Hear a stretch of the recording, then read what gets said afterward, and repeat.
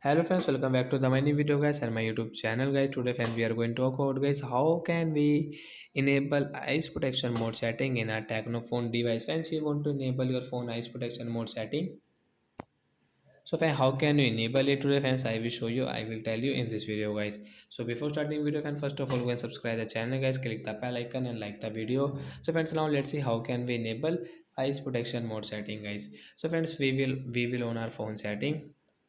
After on phone setting, I scroll it. Friends, click on guys your phone display and brightness setting to enable your eyes protection mode. Friends, you can see your eye care mid eyes protection mode guys. We will tap here.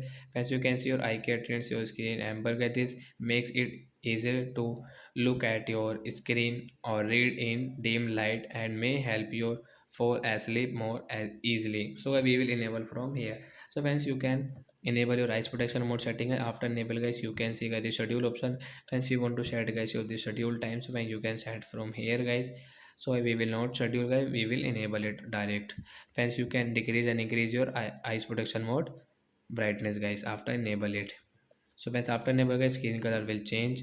So guys, like that guys, you can enable guys your eyes protection mode setting guys and you can use it. So bye bye friends.